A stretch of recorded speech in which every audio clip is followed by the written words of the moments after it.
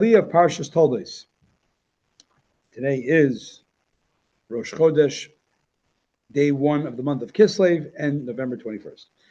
Chaf Ches. So we are right in the middle of we're in the cliffhanger yesterday of the big story of Yaakov dressing up as Esav and his blind father Yitzchak, believing that this is Esav in front of him, and therefore he's going to give him the blessing. But really it's going to go to Yaakov, who is underneath the clothes. Chavches, what's the blessing? May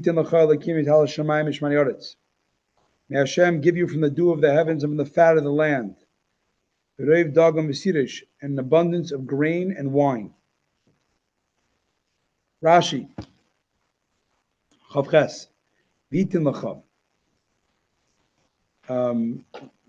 what's bothering Rashi? You're starting a sentence with and. Typically, we don't do that in sentences. You don't start with and, right? So why is it and he should give you? He's starting the blessing, right? What's and he should give? Like just sorry. Oh, it's supposed to change it to the past tense. Translate usually it would be literally translated future, but when you put it's called the above conjunctive. Yeah, I know you're saying. Yeah, but I think here's the question. It's different. It's starting a set. It's first of all, yitin is a future tense. It's not a past tense. But when you translate it, it comes out in the past. No, not necessarily. I know that rule, but it's not applicable here. I don't think it's applicable here. Here, the question is simply: it's already in the future tense. It's meant to be in the future tense. Why are you starting with a vav, an and? So Rashi translates it as yitin v'yachsav yitin. That may Hashem give, like Hashem should give again and again. So it's like yitin is really like saying he should give. It's implicit. He should give again and again. So that's why it's and, because it's really about Hashem should give and give. Okay. According to the simple reason of why there's so that's more of like a midrash, but on a simple reason, the reason why there's a vav, it starts with and, is really because it's actually not the beginning of the blessing, it's continuing to the verse before. What was the verse before?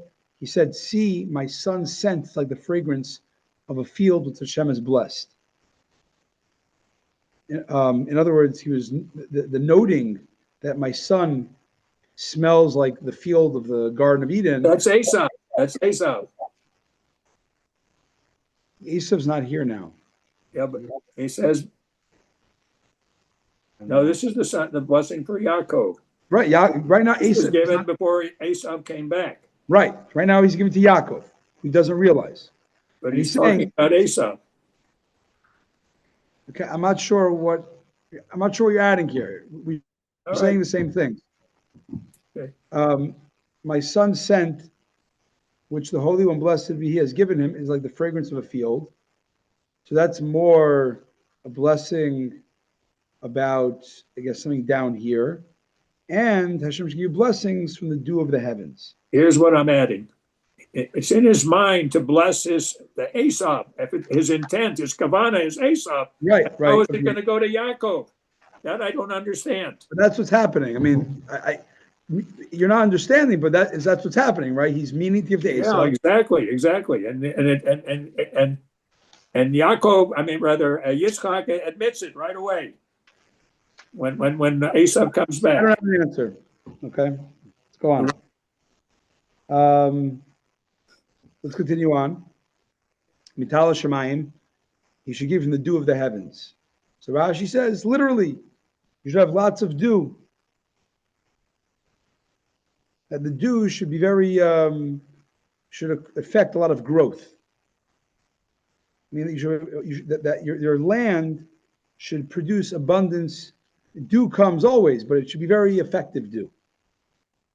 That is the simple meaning. But the Medrash Rashi says, he doesn't tell you, there's many different interpretations of what dew represents. So Rashi's points to give you the simple meaning. There's dew. It should be really good dew that causes a lot of growth. The Medrash says this is all metaphorical. The dew is a metaphor. Just tell you, it says on the bottom, just to share a few. It refers to the blessing of the manna, which came with the dew, the Torah, which came down from heaven, which is metaphorically compared to dew, and to Israel, Tzion, which is blessed with a covering of dew. Anyways, moving along. Chav Tes 29. Yavdu chamim yishtachavu l'cha alumin. May nations serve you and kingdoms bow down to you. Havigvir la'achecha v'yishtachavu l'cha b'nei mecha. Oh, yeah, big Rashi, yeah, sorry. Okay, Vitin l'cha ha'elikim. Vitin l'cha ha'elikim. What's Rashi noticing? What's bothering Rashi? It says right away, Elokim should give you the blessing? Isn't Elokim the name of God of judgment, which is more about punishment? Right? It's funny you'd use that name to signify blessing of Hashem.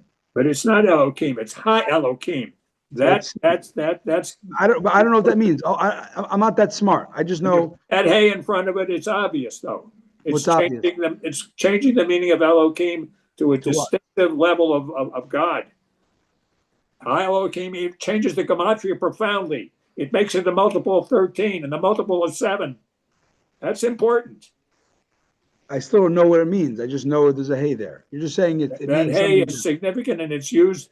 If you go back to, it was not Elokim who was asking Abraham to sacrifice Isaac. It was Ha Elokim. That's judgment. That actually proves the point. That sounds like a very judgment type of testing name. I don't know. I mean, I'm saying I'm not arguing. I just don't know anything at this point in my paltry knowledge about. Your knowledge is not paltry, and you know it. Elokim versus Halak. I'm getting. You don't have to get so. You're giving a very advanced answer. Let's start with Rashi speaking to a very beginner class. I mean, obviously, you can take it further, but let's start. Elokim at a basic level is the name of judgment. Elokim, I don't know the difference at this point. So therefore, it's obvious that it's very important. Okay. Using I know it's obvious to everybody. Name to modify it. Okay. And that Elokim, this Ha Elokim. Alan, this is taking too long. We have to finish up. I'm saying I can listen to a point, but we can't repeat it again and again. So it was a different point that I was making. Okay. Elokim is the name of judgment. So why are you saying a blessing with the name of judgment? So Rashi says, implying that the blessing that will come to you will always be commensurate with your deserving it. If you deserve it, you will get it. If you don't, you don't. So even though it's a blessing, it's a judged blessing. It's a blessing that is judged by your merits. However, it turns out in the end, later on, the blessing that Esav gets, the word is you will get from the Mishmani Aretz Yemashvecha. Your dwelling place will be the richest of the earth, without any qualification of Elokim there. So you'll just get a good land, Esav, implying whether Esav's descendants are righteous or not, they will have a rich land. Now, from this precedent, King Solomon learned when he built the Holy Temple how to compose the order of his prayer. What is his prayer? He says that an Israelite, a Jew, who is a person with faith and accepts divine judgment as just, will not reproach you. Therefore, Hashem, King Solomon says, and I quote, may you give a person according to his ways, knowing what's in his heart. Meaning give him according to his merits. But a non-Jew, a pagan, a heathen, he's saying, lacks faith. And therefore, Shlomo said, King Solomon said, for them, may you hear in heaven and do everything for which the heathen prays to you. Whether or not he is deserving, give him what he wants, because otherwise he will be of little faith and reject you. So this idea that Yaakov ultimately is getting the blessing, that it becomes the blessing for his descendants, the Jewish people, it's saying the Jews' blessing could be really, really great, but it's conditional on merit. But versus the pagans, they will not follow you if you don't give them what they want. So it's less dependent on merits. I think it's somewhat dependent on merits, but it's less dependent. Anyways, Chav Tes 29. expecting more of you. Yes, God is expecting. So even this huge lotto winning blessing, it says Ha'elakim, implying a level of you'll be judged if you deserve it. And if you won't, you're not deserving. If you're judged undeserving, you don't get it. The blessing is may you act in such a way that Elohim gives you. I'm saying you will get huge blessings Yeah. through the vehicle of Elohim. Yes. May you act in that way. Okay. Okay. Yavdu chamim yishtacha v'lecha lumen. May nations serve you and kingdoms bow down to you. We've still got two more Rashi. Oh my, no, that's next. That's the next verse. Oh, okay. Yavdu chamim yishtacha v'lecha lumen. May nations serve you and kingdoms bow down to you. Havigvir la'achacha. May your mother's sons bow down to you. I'm sorry. May be a master over your brethren. Yishtacha v'lecha b'necha. May your mother's sons bow down to you. V'rarecha arur. Those that curse you shall be cursed. Those that bless you, Baruch will be blessed. Rashi. B'nei imecha. This is very, this is prophetic blessings. The sons, your mother's sons will bow down to you. Right? So who's he talking here? The future blessings take place in the future. So Esav is the son of your mother, and his descendants will bow down to you. But Yaakov, you just contrast this. When Yaakov gave a blessing to Yehuda, he said that your father's sons will bow down to you, Yehuda. Why? Obvious. Because they shared the same father, the 12 tribes, but they had different mothers. So it didn't say B'nai Mecha. Understand? Okay. Those who curse you shall be cursed, those who bless you shall be blessed. He contrasts this to the blessings of Bilam. Bilam says the opposite. Those that bless you, I would say those here. He puts those that bless you will be blessed, and those that curse you. Why? She's contrasting why the specificity of here the cursing going first and the blessing going second. So Rashi says the difference. Here we're talking about a tzaddik. God is giving Yitzchak a tzaddik, is giving ultimately, unknowingly, he's giving Yaakov a tzaddik blessings. And this is the way it goes. Tzaddikim, they first they can have those that curse them, the challenges, the suffering. That comes first before they have the peace and the blessing. That's why here, the modus operandi of a tzaddik is dealing with the challenges, those that curse you, and then getting to the blessings. But Bilam, therefore, Yitzchak said there will be those that curse you, and then there will be those that bless you. Right? Besides the simple meaning of those that curse you, it's also telling you in order that is the way life goes. There will be those that curse you, and then there will be those that bless you. However, Bilam, a wicked guy, his paradigm is, I want the reward first. I want the blessings first. But the end, and that's the way of the wicked. They first want the blessings first, and ultimately, when they keep being wicked, they get the curses last. So Bilam was speaking his language, and Yitzchak was speaking his language. Make sense? Mm-hmm. Lam, it's a very powerful lesson of life. That life is about many things. I'd say doing your mission, and doing your mission results in blessing. But it doesn't mean that it comes easy. That's just the reality. Mm-hmm. On the contrary, typically the order of things is you first have to be tested and challenged and even cursed, and still stays true to the mission, and only then will the blessing materialize at the end. Lamed, when Yitzchak had finished blessing Yaakov, okay, end blessing, end scene 1. Yitzchak finishes blessing Yaakov, when Yaakov had just left from his father's presence, and Esav, right as Yaakov was leaving, Esav was coming in from hunting. Rashi. Yotza It's an unusual double word verb. It's because it wants to show you that it's like as he was leaving, the other one was coming. So it's yatsa as he was leaving, or he had just left, and that one came. Lamed be'alef 31. Vayaskam umatam b'yavid aviv. Esav too prepared delicacies for his father and brought them to him. Vayemer l'aviv yakum aviv yechal b'tzei. He said to his father, "My father should arise and eat of his son's game. Avur tivarachani nafshecha, so that your soul may bless me." He said to his father, "My father should arise and eat of his son's game. So I get the blessing you told me I'm going to get." Lamed Beis 32.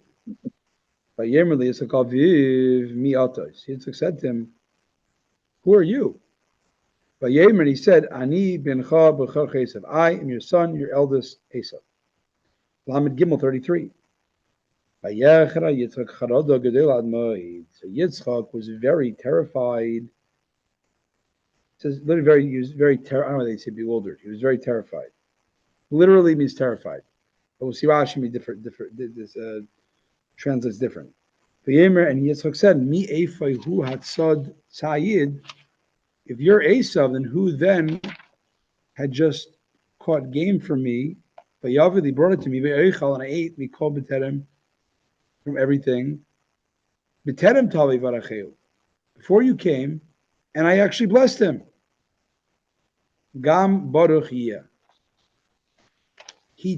He will be blessed, who I just blessed. What's going on here? So first of all, Rashi translates by usually charada means fear, terror. Rashi does not say that translation. He translates it as bewilderedness. Yitzchak was bewildered. What's going on here?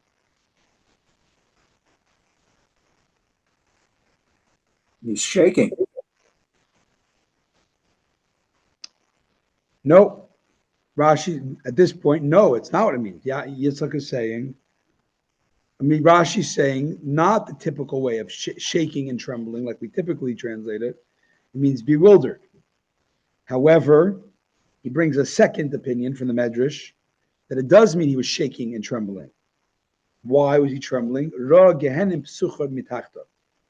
He saw Gehenim opening up under Esav. Meaning it wasn't necessarily he saw a pit, fire. The same way he felt the fragrance of the Garden of Eden when Yaakov came in. He felt the feeling, the energy, the spiritual level of Garden of Eden. Here he felt the spiritual level of Gehenim, of purgatory. What? And indeed, Vayechra means he was afraid. He was trembling from this feeling. Mi Ephai, who then? So Ephai is an independent expression which has various different usages.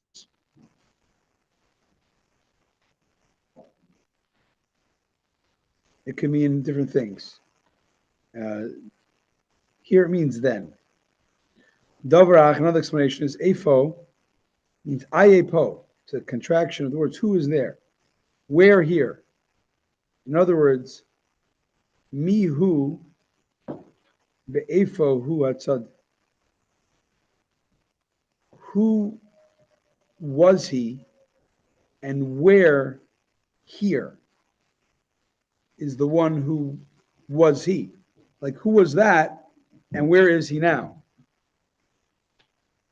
Or where here is he? Something like that, I don't know. But Oichal Mikol, I ate from all. Mikol ta'amim should be kash l'tem tam tivoi.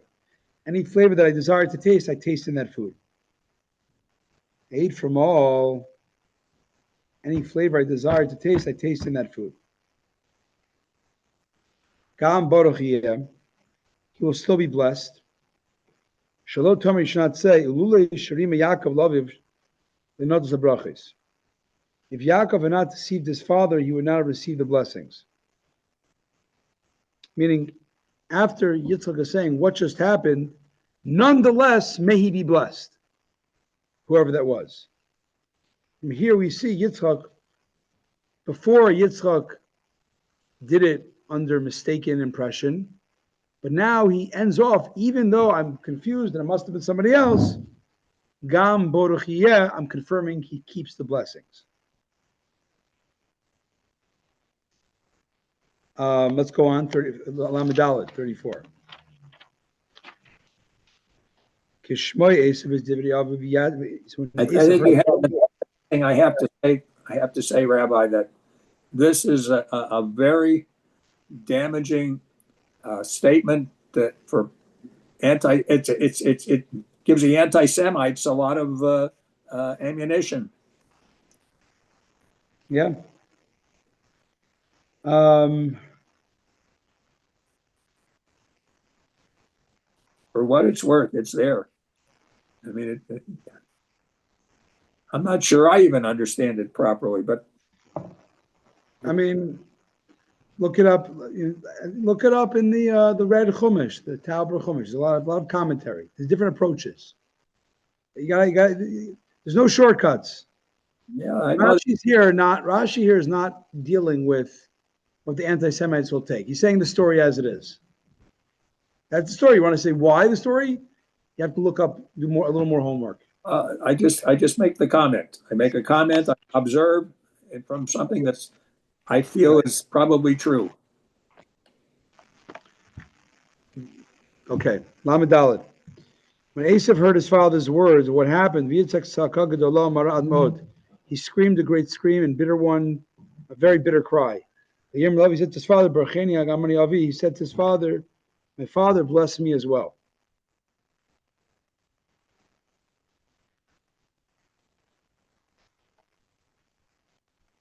He says his father, bless me now, bless me as well.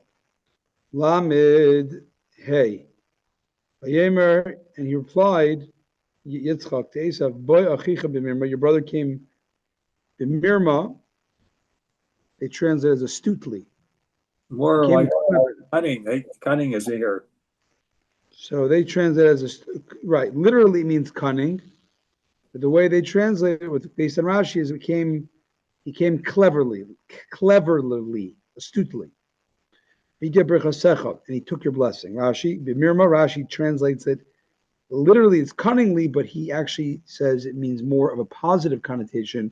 He came with wisdom. He came with cleverness to take your blessing.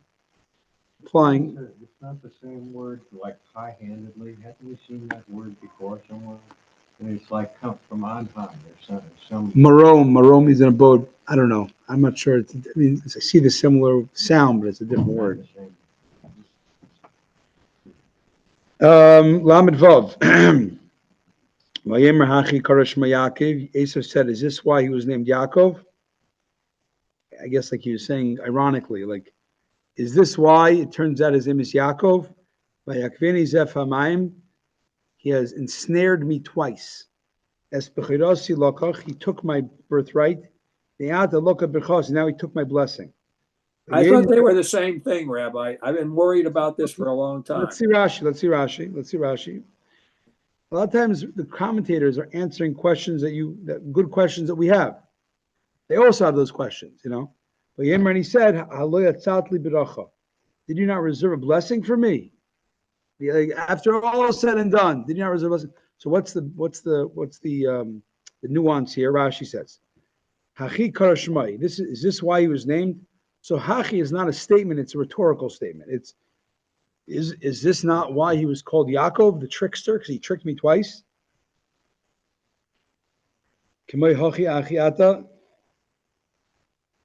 Maybe maybe therefore he was called his name Yaakov on by his end.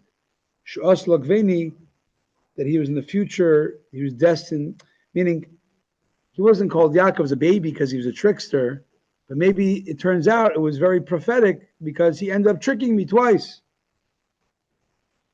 But in Medrash Tanchuma says a different narrative. Why was Yitzchak so afraid? mean, till now, the way you read the narrative based on the Rashis is Yitzchak was confused or afraid that he did something wrong by giving Yaakov the blessing, but he saw that, hey, at the end of the day, he ate the food, he felt the Garden of Eden, it felt right to give, even though it was under false impression, it seemed it was right. So and therefore he confirmed it was, the blessing stands. He was still, it says in the Kahas Chumash, he still felt bad. But he knew he did the right thing, even if it was, not on purpose.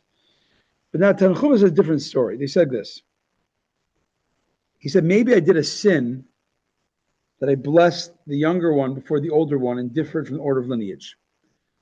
Giving the younger son a blessing that goes to the older is a big, goes against the order of the way things are meant to be. And he was wondering, maybe I did something wrong. But then Esav started to rant, and he cried out, he tricked me twice. So his father was listening. He said, wait a second, what twice? He tricked you once. What's twice? He says, no. Many years ago, he convinced me to sell him my firstborn, right, by the pot of lentil soup, right? And Yitzchak said, oh, I didn't know that piece of information. I was worried I had given the firstborn right, the blessing of the firstborn, to someone who had no connection to the firstborn right. But you just admitted, Esav, that fair and square, you relinquished your firstborn right and gave it and sold it to Yaakov. Exactly. And therefore, in other words, this, it almost sounds to me like this, I'm not sure what happened, if this is exactly in order, or maybe not exactly, that after Yitzchak heard the full history, that line from earlier maybe came after that, Gam Baruchiyah. According to, I think that's why Rashi, to me it sounds like, I don't have full analysis here, but the first that Rashi deals with it is like, he was confused, and he's just trying to figure out what. Yaakov was just claiming what was actually his. So Well, Rivka must have before known. Before that. I'm not sure exactly if it's two narratives or one narrative of Rashi, because Rashi relies on what he's saying through the whole thing. For my working preference is that he was confused, but in the course of the conversation with Esav, it came out that justice had been served, because Esav admitted he had relinquished the firstborn right, and he had no business, Esav, of getting the firstborn blessing. Was Esav allowed to do what he did, though? Regardless, he did it. I mean, it was done. It was a done deal. All right. So, and that's, you got to put a couple like sentences together, not necessarily in order. That's when Yitzchak confirmed that, oh, what I did was correct. Gam Baruchiyah, let the blessing to Yaakov stand. Vayakveni translates it as Onkelos Uchmani, which means, Chmani means he has ensnared me, like ambushed me. Arav means v'chama, means like lying in wait, ambushed, like ensnared is the way, I guess. Some translate a little different, that he has outwitted me. So it's interesting. Vayakveni. Same root as Yaakov. That's exactly the point. Yeah. This Right. is an idea about names in general. This is a side point. Names. Yaakov. Yeah, he Jewed me. That's exactly it. That's Right. exactly it. That's the sad thing about it, because But that's, but it's different. that's ammunition. So I don't know if it's exactly the same thing. You could take it on that level, but what it's saying here is that he's making, there's a truism in Judaism. We say that a name given at the time of birth is actually a minor prophecy of the trajectory of that person. The name fits the unique mission of that person. So when little baby Yaakov got the name Yaakov, why was he called him Yaakov? Because he held the heel, right? Akev is a heel. He held the heel of his older brother. That has nothing to do with trickery or outwitting. It was a different meaning. But because Hebrew is a very rich language, and the name had multiple meanings, later on, 63 years later, 60 years later, 63, I'm not sure exactly, something like that, Yaakov activated the other part of the name that he ensnared me or outwitted me. It's funny how Rashi, the first and usually the primary interpretation, is he has ensnared me, which is a little bit negative. Trick, not really tricked, it's more, he set me up. He set me up.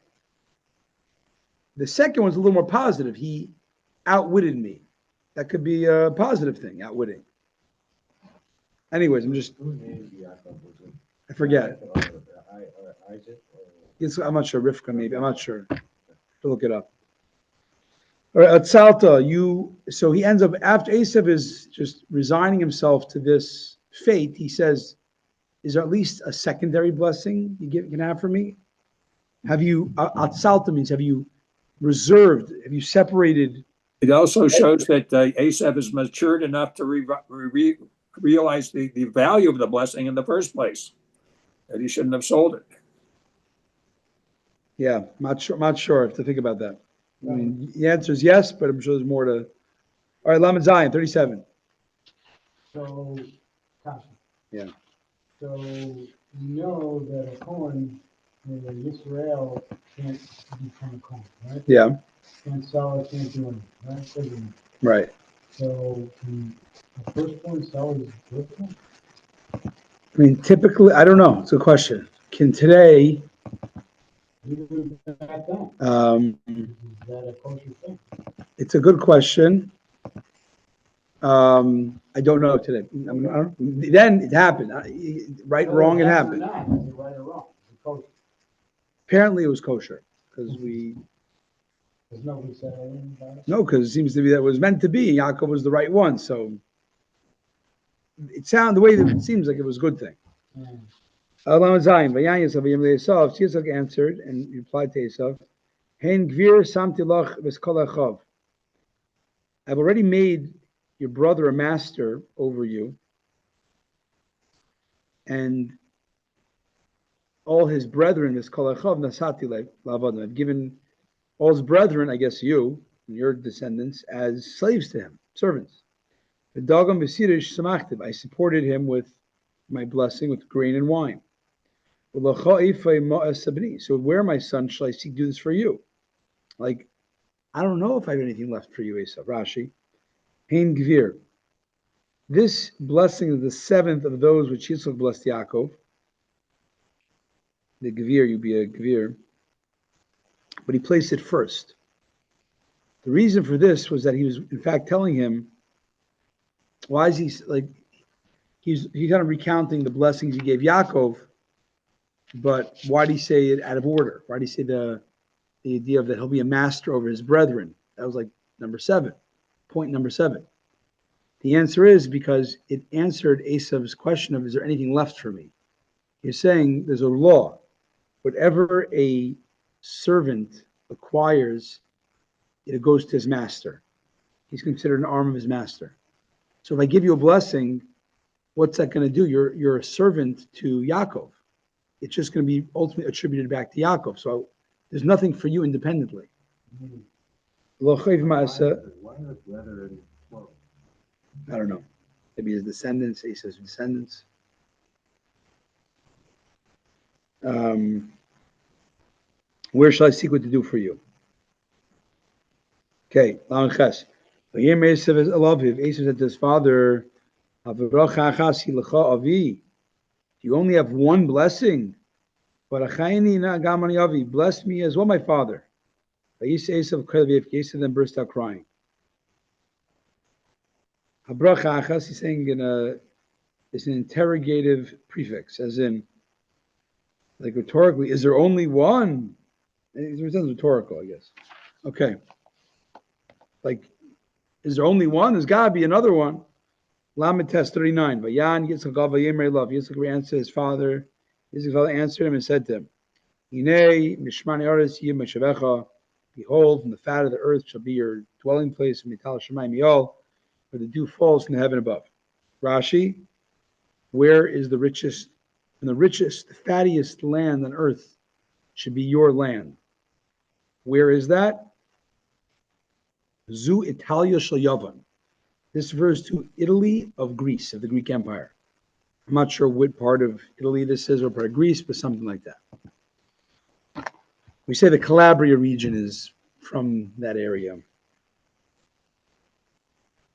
Mem, Ba'al b'chasichya, by your sword you shall live as achicha tavod, and your brother you shall serve. V'hoya kasher tarid, when you justly grieve, ufarakta ulei mi'alav tzavarecha, you'll be able to cast his yoke off your neck. Rashi, Ba'al b'cha, al means on your sword, but it means with your sword, or by your sword. Al can sometimes be in place of bays and vice versa, I believe. Okay.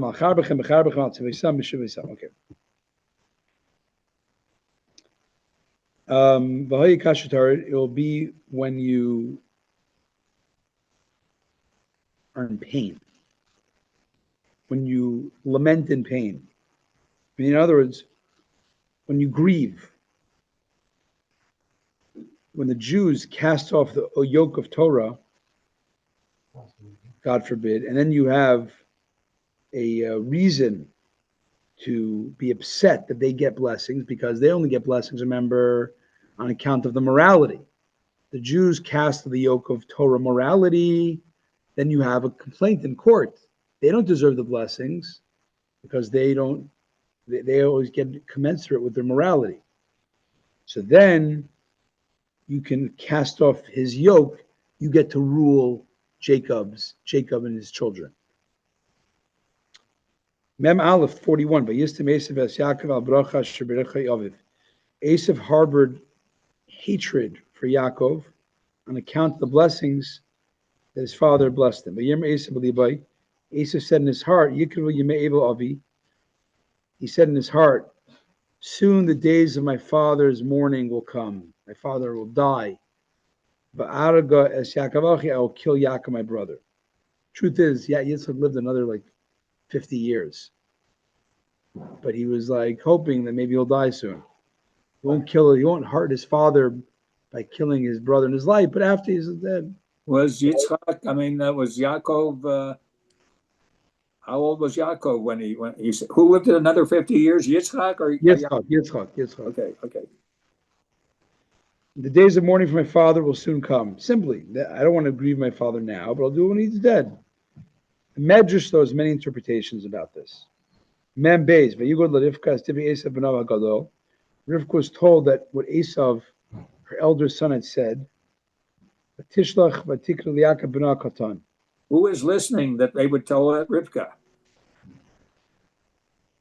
I don't know. Don't through divine inspiration according to Rashi. Oh, yeah. Let's see what Rashi says in a second. Good point.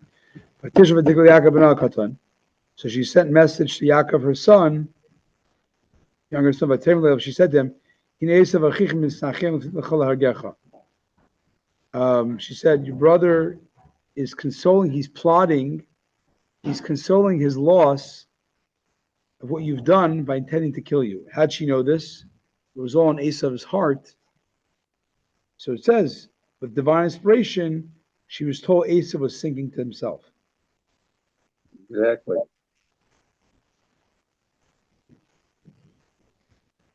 Anyways, he is, it's an unusual word. So Rashi translates, he's consoling himself. I'm sorry, take it back. I don't know why they say consoling. He's changing his natural brotherly love that brothers should have. He's swapping it to treat you to alienate you, to feel justified in killing you. But the agadic explanation is you already dead, That's the simple meaning. Basically, Esav has totally alienated any brotherly feelings to you in order that he feels, right? He's kind of disassociating from you as a brother so he can kill you without remorse. The Medrash translates a little different. You're already dead in his eyes.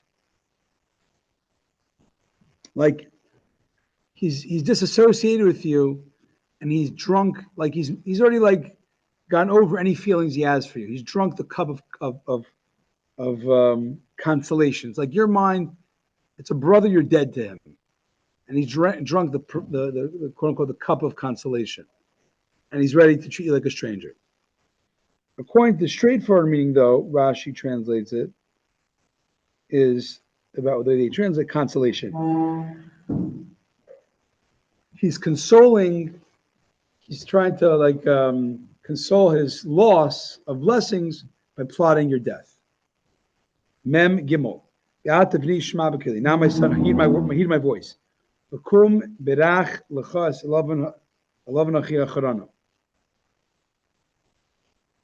Come, escape for your life to love my brother into Haran. Rashi. You should stay with my brother for a short while. Your brother's anger has subsided. Rashi. Stay yom achadim means a few days, literally. Achadim means a few, like onesies, you know. Memhei ad shuv ad dachicha imimcha, until your brother's fury against you has abated. He's forgotten what you've done to him. And I will send you and take you, I'll call you from there. Because lama eshkel gam shnechem, why should I grieve and lose you both, be bereaved of you one day? Rashi, why should I be bereaved? Meaning, we see here that a parent who buries children is called shachul, bereaved. So too we found with Jacob that he said, just as I have been bereaved, so will I now be bereaved.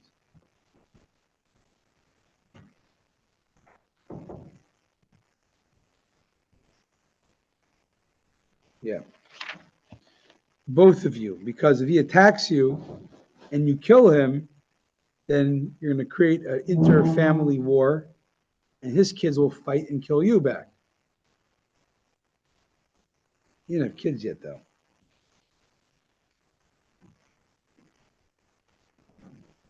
We never hear from Rivka again.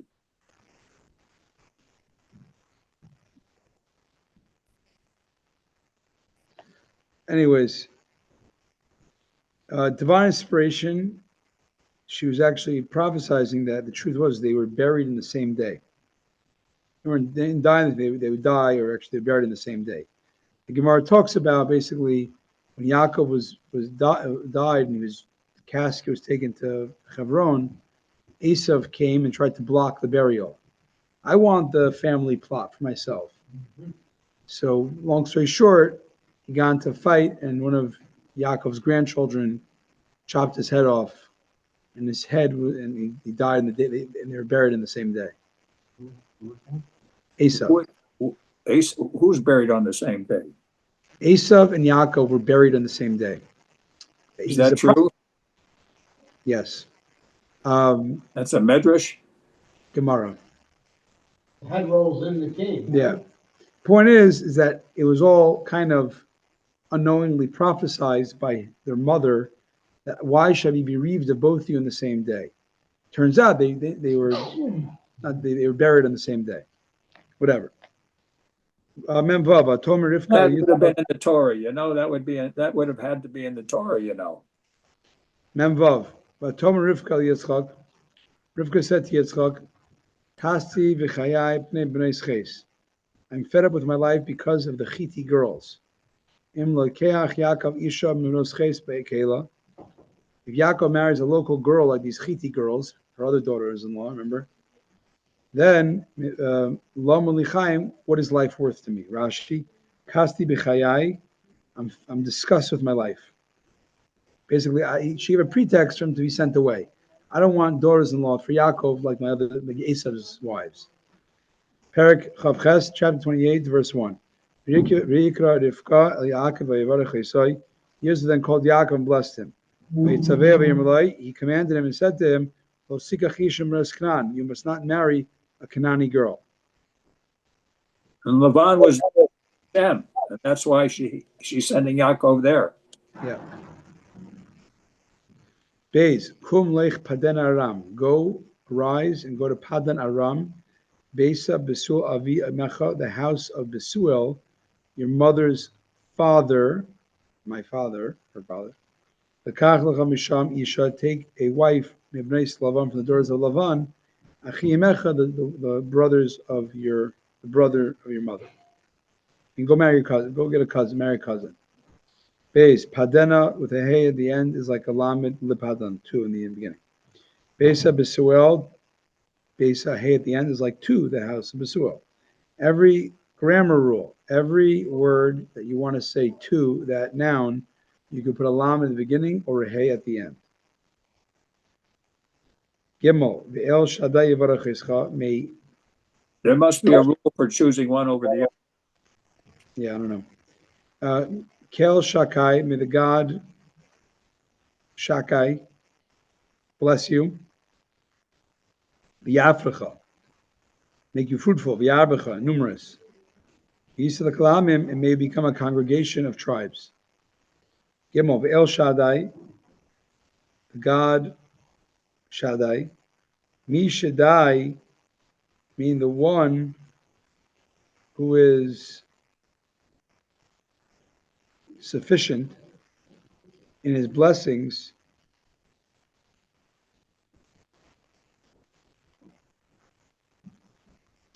basically, may the one who has the power of blessings bless you. Dalid, ending the last verse, Bitan lachaz because Abraham lachal zarachitach, may he grant you Abraham's blessing, both you and your descendants with you. L'rishtacha, it says, Megarecha, so you may take possession of the land where you're dwelling, Ashnas lakin Abraham, which God has given to Abraham. Rashi Dalid because Abraham, Abraham's blessings, Sh'amar Loi, this refers to that which God has told Abraham, I will make you into a great nation. All the nations of the earth will bless themselves with your descendants' names. Let it be that those blessings were said to you, meaning, the blessings that Abraham got. I'll make you a great nation. I'll bless you with children. Let those blessings go for you, the grandchild of Abraham. That great nation that Abraham was promised should come from you and your descendants. Yep.